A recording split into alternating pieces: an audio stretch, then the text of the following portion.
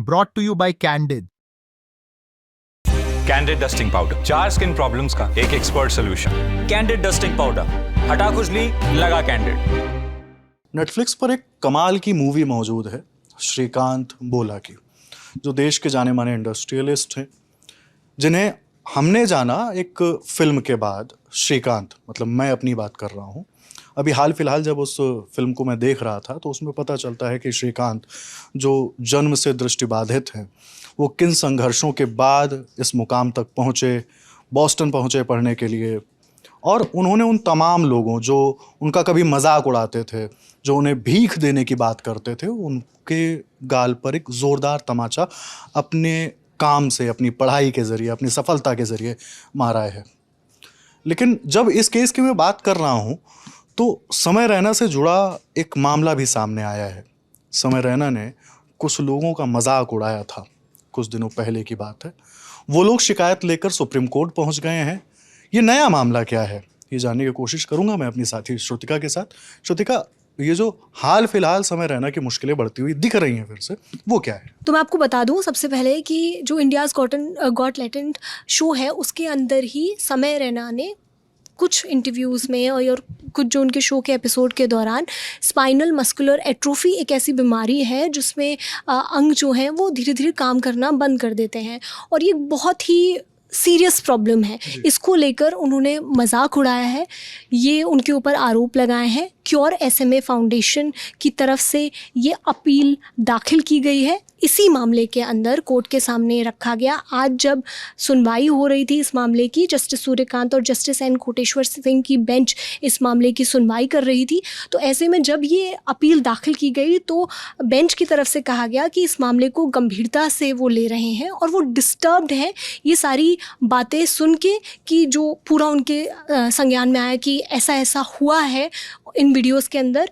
और जो एपिसोड था उसके अंदर उन्होंने 16 करोड़ के इंजेक्शन की बात की थी। तो ये जो बीमारी अगर किसी को होती है, बचपन से पता नहीं चलता और धीरे धीरे अंग काम करना बंद कर देते हैं, तो ऐसे में इसका इलाज तभी होता है जब 16 करोड़ का एक इंजेक्शन लगाया जाता है। तो ऐसे में ये 16 करोड़ के इंजेक्शन को लेकर ये मामला सामने आया था, जिसमें क्राउड फंडिंग की गई थी और ये रकम जुटाई गई थी ताकि जो मरीज़ था उसको इलाज मिल सके। और सरकार की तरफ से इसमें मानवीय आधार पर इंजेक्शन का जो इम्पोर्ट होता है अमेरिका से, उस पर जो ड्यूटी लगती है 6 करोड़ की, वो आयात शुल्क माफ़ किया गया था।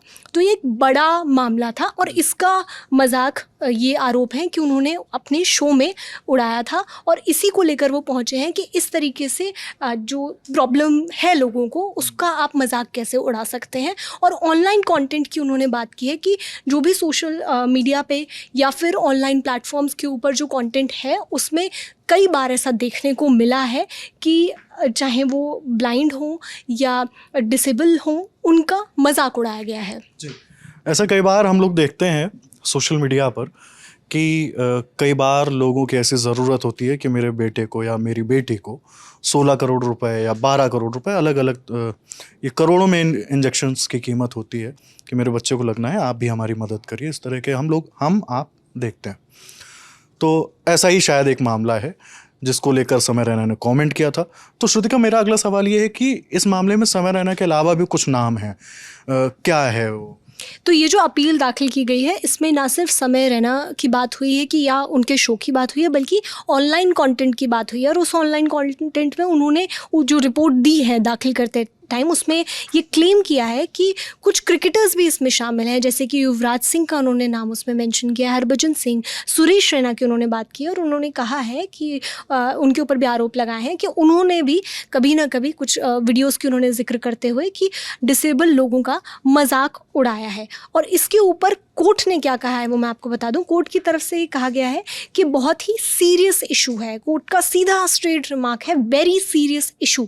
वो इसको बहुत गंभीरता से लेने की बात कर रहे हैं। This is a very serious issue, we are disturbed to see that. Justice Suryakant की तरफ से ये रिमार्क दिया गया है इस पूरी अपील की तरफ। और उन्होंने कहा है कि एप्लीकेंट को उन्होंने बोला है जिनकी तरफ से ये अपील दाखिल हुई है कि आप इसमें एक सेपरेट पिटीशन दाखिल कर सकते हैं, एक विशेष रिट आप आप इसमें कर सकते हैं, क्योंकि ये अलग से मामला बन रहा है, क्योंकि इसमें इतने सारे जो केसेस हैं उसकी बात हो रही है, इतने बड़े नामों की बात हो रही है, और ये काफ़ी कंसर्निंग है। और उन्होंने ये भी आदेश दिया है कि जिन वीडियो क्लिप्स की आप बात कर रहे हैं उनको आप रिकॉर्ड पे लेके आइए और आप कोर्ट को दीजिए वो सारे क्लिप्स, ताकि ये चीज़ें रिकॉर्ड पे आ सकें।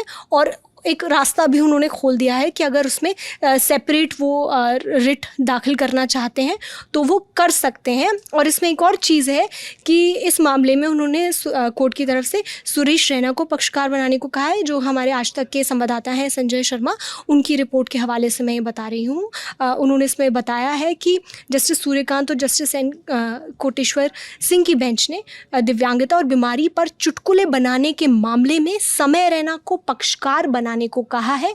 रणवीर इलाहाबादिया को भी इस मामले में पक्षकार बनाने के लिए कहा गया है। तो ऐसे मुश्किलें बढ़ी हैं रणवीर इलाहाबादिया और समय रैना दोनों के लिए, क्योंकि ऑलरेडी उनके ऊपर इतना सीरियस ये मामला चल रहा है। रणवीर इलाहाबादिया को लेकर इस पूरे मामले में क्या नए अपडेट्स आ रहे हैं?